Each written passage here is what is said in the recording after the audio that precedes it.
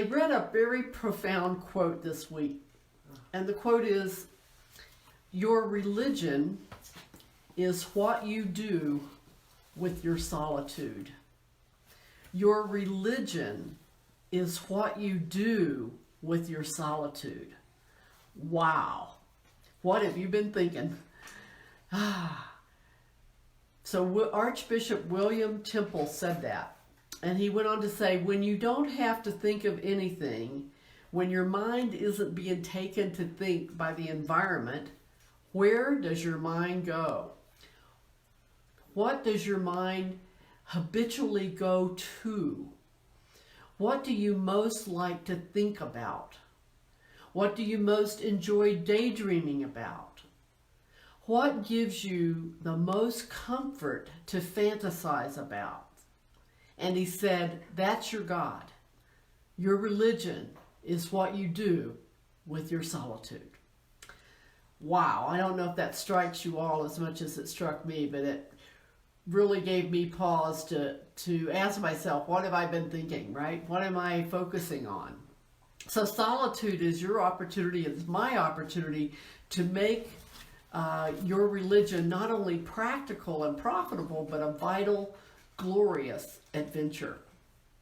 So my purpose in today's message is to support you in incorporating Meister Eckhart's call for inner solitude, wherever or with whomsoever you may be. And the human condition is that our culture confuses solitude with loneliness. And it's seen as something that's sad and should be avoided at all cost. But the spiritual solution is experiencing solitude as self-care, mental and spiritual nourishment and renewal, and as a fundamental human need. Thoreau said, "I never found the companion that was so companionable as solitude." I never found the companion that was so companionable as solitude. So the message today was inspired when I read an article by Matthew Fox, adapted from his book, Meditations with Meister Eckhart. Meister Eckhart was a great mystic and prophet, and he honored solitude, but he challenged us to think differently about it. He wrote, "Spirituality is not to be learned by flight from the world, by running away from things, or by turning solitary and going apart from the world. Rather, we must learn an inner solitude wherever or with whomsoever we may be. We must learn to penetrate things and find God there." So, learning an inner solitude is the key to practicing what Meister Eckhart calls portable solitude. I think of that old advertisement, don't leave home without it, right? So don't leave home without your portable solitude. Meister Eckhart tells us that once we've learned the art of letting go and letting be, which for him is the art of inner solitude, then we carry this inner solitude and therefore our power of creativity with us wherever we go. So it becomes a portable solitude. We can take into the busyness of the world, out there where the rubber meets the road. We can take this portable solitude to the mall or to a meditation retreat. Whether we're on the streets or at home, we are always in the right place at the right time for this spiritual practice of portable solitude. Meister Eckhart applies this teaching to my favorite story from the Gospels, the story of Mary and Martha. And I've always really loved that story because Mary to me is the part of me that's willing to sit and listen, to meditate, to contemplate. And Martha's that part of me that's just too busy to do that. Well, Meister Eckhart threw a real bucket of water on my interpretation of that story. You know, for those of you who don't know that the story, when Jesus came to visit the home of these two sisters, Mary stayed in the living room sitting at Jesus' feet and listening to him, while Martha stayed in the kitchen preparing a meal. And the traditional interpretation of the story is that Mary chose the better part because she was being fully attentive to Jesus' presence, while Martha was busy doing the food preparation and was somehow a lesser person for it. But Meister Eckhart offers a radically new interpretation. He says that Mary was the immature one, spiritually speaking, because she could only do one thing at a time, namely, listen to Jesus. But Martha was the mature one spiritually because she could both work and listen at the same time. So I've got some real contemplation to do about that and the Mary and Martha in me, and balancing being able to listen to the Christ within me at the same time that I'm out in the world doing stuff, you know, all that busy stuff. So the lesson is clear that to bring solitude with you, so even while busy, you are using deep, contemplative listening skills. But Eckhart he does not see service as in opposition to solitude. He says we can do two things at once if we've learned the right skills. We don't have to allow our work to diminish contemplation or being fully present. We're meant to incorporate our deep presence and our listening into our work. And the inner work marries the outer work, and then everybody benefits from wanting, O-N-E-I-N-G, wanting, experiencing union, unity, fusion, peace. So portable solitude requires neither being alone, thank you, Paloma, nor in a quiet environment. Perfect timing. We can experience portable solitude right in the midst of conversations going on around us, music being played, other sounds, noises, even in the midst of commotions. And isn't that wonderful that conditions don't have to be ideal for us to use portable solitude wherever we are and with whomsoever we are? My study of this topic led me to a book by Arnie Kozak called The Awakened Introvert. And he just has all kinds of good suggestions in that book. And he says that the key to solitude is to be in a place where no one makes energetic demands on me. The key to solitude is to be in a place where no one makes energetic demands on me. And I thought, wow, what a wonderful concept.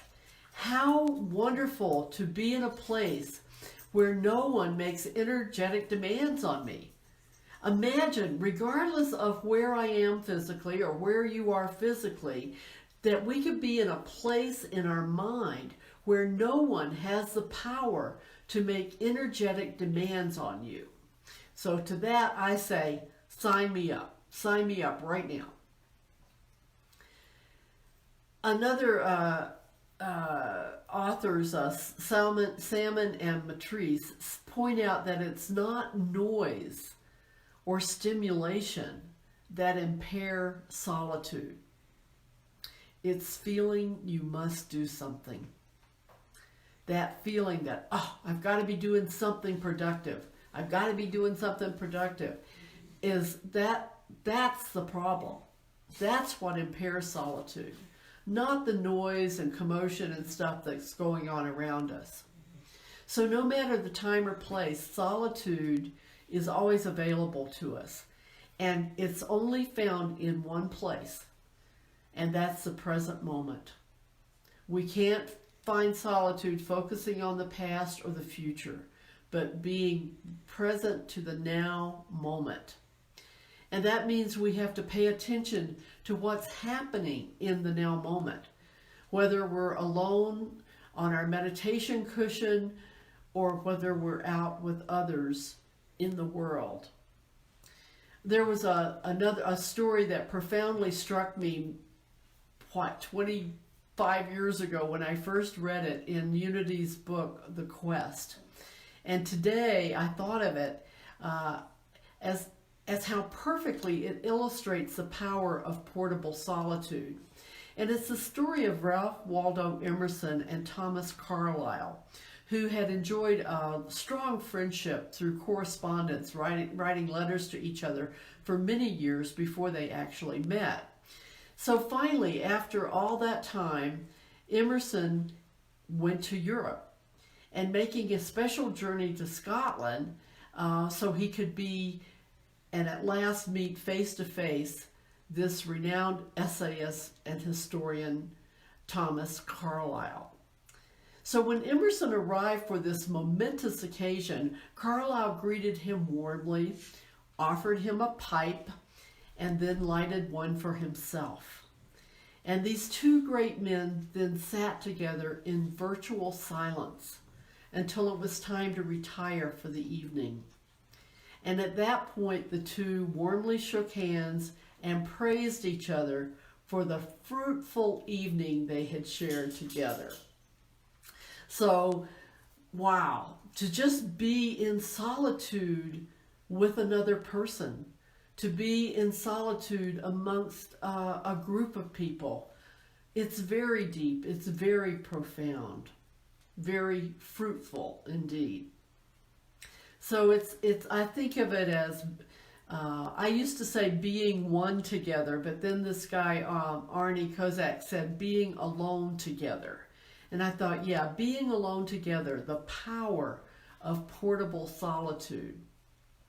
You know, Jesus taught us to go into a room and shut the door when we want to consciously connect with Spirit.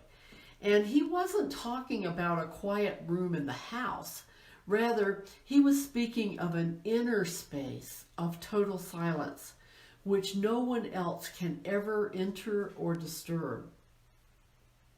So I've got a whole bunch of how-tos for us on this one. Of course, we know that always first and foremost, our how-to is prayer and meditation. And whether that's on your cushion, which is the easiest place to practice portable solitude, or whether it's off your cushion. As in the inner solitude of meditation, portable solitude moves in and out of the present moment. So being mindful allows us to shift our mind from noise to quiet, from where it's drifting off to the past or the future, bringing it back to the quiet of the present moment. It's also important in our how-tos to respect the solitude of others and request that they respect your times of solitude.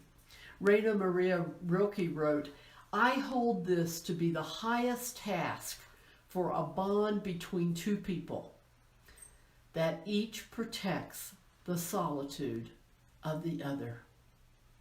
The highest task for a bond between two people, that each protects the solitude of the others. And St. Francis de Sales wrote, "Retire at various times into the solitude of your own heart, even while outwardly engaged in discussions or transactions with others." You can have a formal portable solitude opportunity using basic mindfulness practices which bring us instant solitude.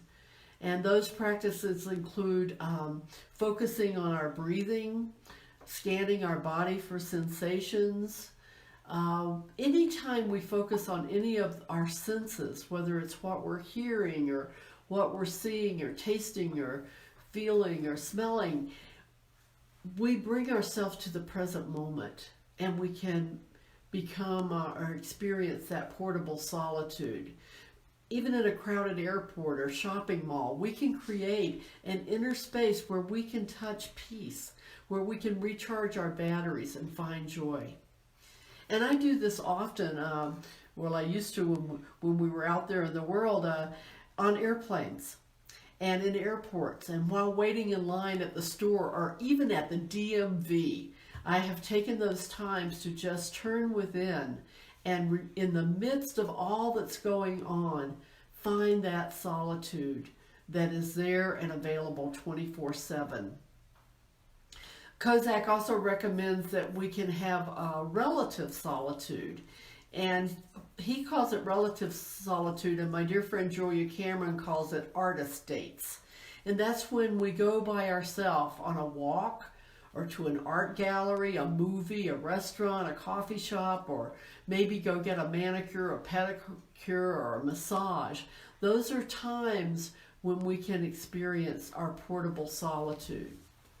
We can experience it in the midst of our busy day, while we're walking from one place to another, by focusing on actually walking, focusing on each step instead of that inner incessant nonstop monologue that goes on in our head.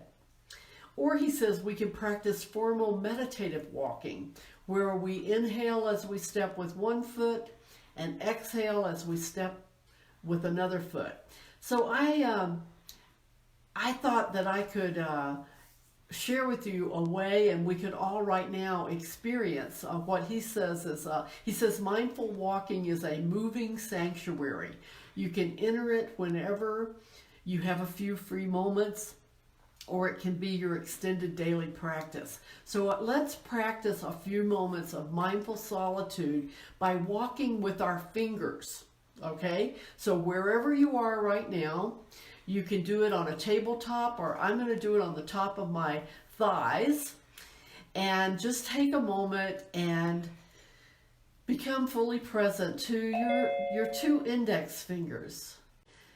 Okay, so we're going to take our fingers and we're going to focus on our fingers on the tabletop or on the top of our thighs. I'm using my index fingers. And just take a step with your right index finger as you inhale. And then take a step with your left index finger as you exhale.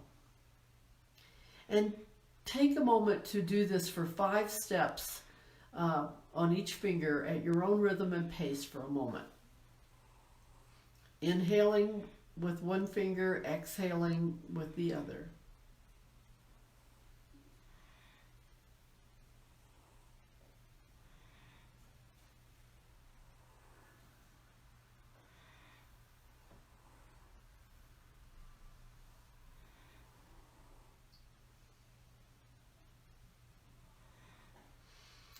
So I don't know about you, but this gives a whole new meaning to let your fingers do the walking, doesn't it? I'm just so excited that that idea came to me today to do that. So I'm wondering what came up for you as you just took that few moments to take those 5 steps with each finger. What came up for you? And how might you feel differently just having done that for a short while?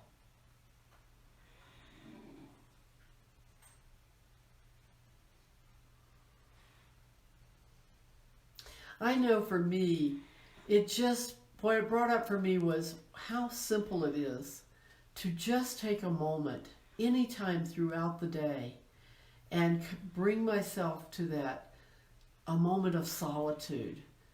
And the feeling that's different for me when I do that is I just feel more relaxed, I feel more at peace, I feel more centered. Now, Kozak really stretches us. He says that we can even experience portable solitude in the context of social media. Wow. So he says when we enter into, we start to do social media, bring your mindfulness skills with you.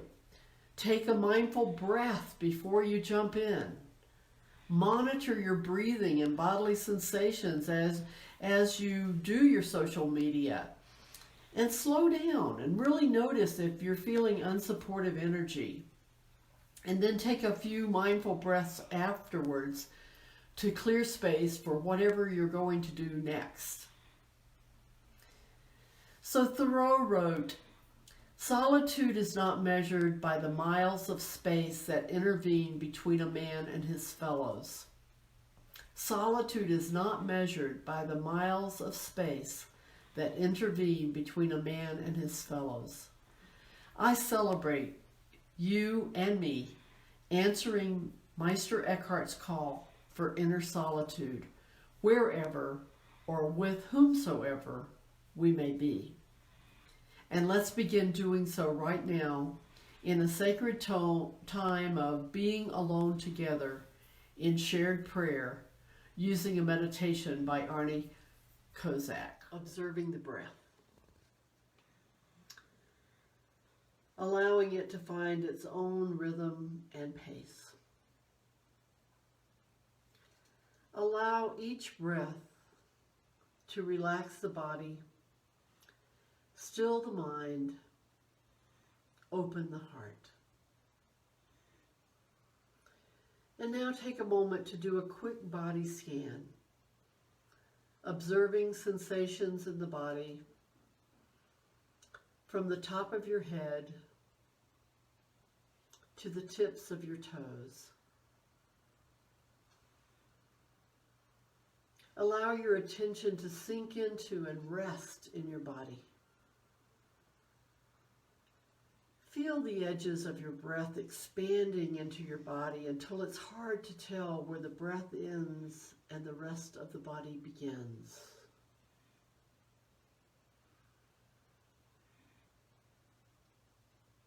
Feel your breath filling your entire head, neck, and torso.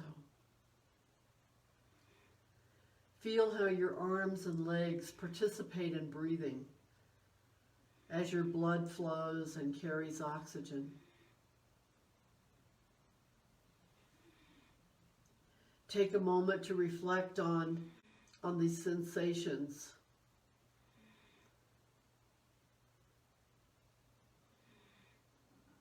Take a moment to reflect on all the people that may be in your vicinity right now, or all the people who you are connected with from a distance. Notice the feelings that arise as you contemplate your relationships, what you give and receive, what you want from the people you care about and are involved with. And just breathe into these feelings.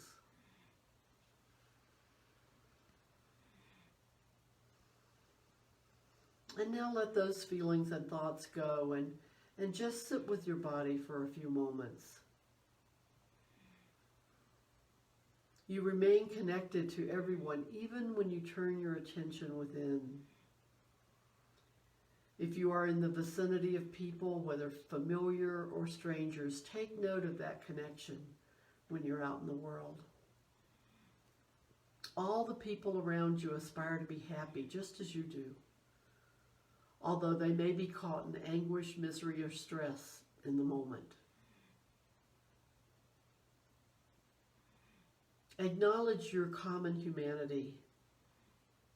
Then turn your attention within, letting go for the moment of your attention towards others. Take this time to nurture yourself. Explore your inner landscape to whatever features are present now. Imagine that you are enveloped in a benign energy. This energy insulates you from strife, noise, and the demands of others.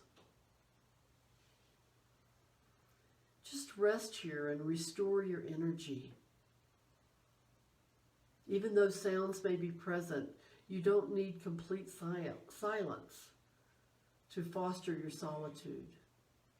As long as your gaze reflects to your interior, you can sit and move with solitude. As you dwell in the moment. Feel the surrounding energy thickening, providing a dense layer of cover.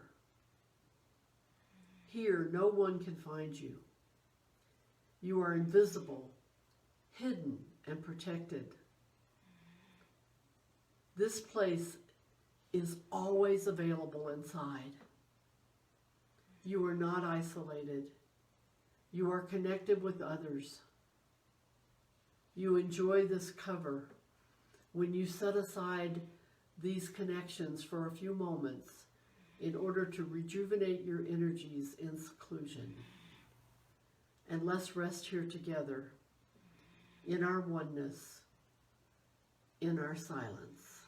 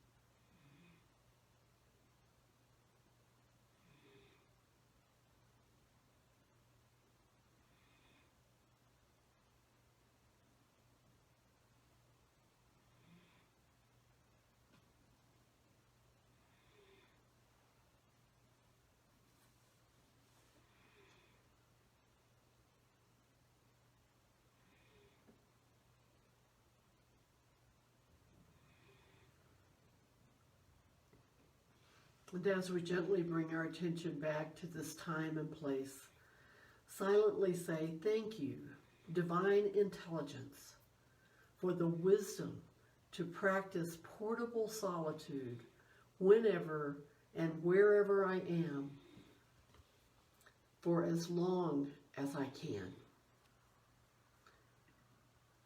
And for the wisdom to come back often.